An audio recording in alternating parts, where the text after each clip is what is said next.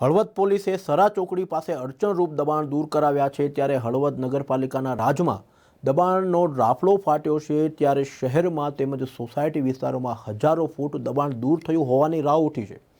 શું આટલું દબાણ થાય ત્યારે તંત્રના ધ્યાને નહીં હોય કે પછી રહેમ નજર?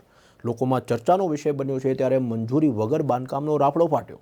હળવદ નગરપાલિકા વિસ્તારમાં છેલ્લા કેટલાય સમયથી સરા ચોકડીથી લઈને મેઇન રોડ, સોસાયટી વિસ્તારમાં, હાઈવે રોડ પર વગેરે કિંમતી સરકારી જગ્યા પર ઠેર ઠેર જગ્યાએ દબાણો ખડકી દેવામાં આવ્યા છે। ત્યારે નગરપાલિકા કિંમતી જમીન પર દબાણકારો પર પતરાવાળી દુકાનો ઊભી કરી ભાડા પેટે વેપારીઓને આપવામાં આવે છે અને મસમોટો ભાડું વસૂલતા હોવાનું લોકમુખે ચર્ચાયું છે। ત્યારે હળવદ નગરપાલિકા વહીવટીતંત્રે પદાધિકારીઓએ મૌન ધારણ કર્યું હોવાનું પણ ચર્ચાઈ રહ્યું છે। તો વળી કેટલીક જગ્યાએ માલિકોએ હેતુફેર કર્યા વગર રહેઠાણક પ્લોટ એટલે કે રેસિડેન્શિયલ પ્લોટમાં કોમર્શિયલ દુકાનો ઊભી કરી દેવામાં આવી રહી છે।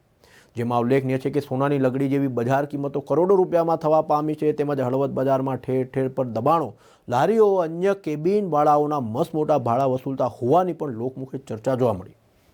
હળવદ સરા ચોકડી ખાતે આવેલ સિટી સ્કેનવાળી શેરી પાસે અમુક તત્વોએ દબાણ કરતા હોસ્પિટલ જવામાં આવવામાં દર્દીઓને પારાવાર મુશ્કેલી પડતી રસ્તો બંધ કરી વચ્ચોવચ્ચ અડીંગો જમાવી દબાણ કરાતા તેને ધ્યાનમાં લઈ ગેરકાયદેસર ખડકેલા દબાણ હળવદ પોલીસે દૂર કરાવ્યા હતા। કોઈની પણ શેર શરમ રાખ્યા વગર હળવદ પીએસઆઈ એચ.કે. અંબારિયા તથા સ્ટાફ શનિવારે સવારે 11 કલાકે તાત્કાલિક ધોરણે ગેરકાયદેસર દબાણો દૂર કરી દબાણ કરનાર સામે કાયદેસર રીતે કાર્યવાહી હાથ ધરી હતી અને કોઈની પણ શેર શરમ રાખવામાં નહીં આવે તેવું હળવદ પીએસઆઈ એચ અંબાણીએ જણાવ્યું હતું।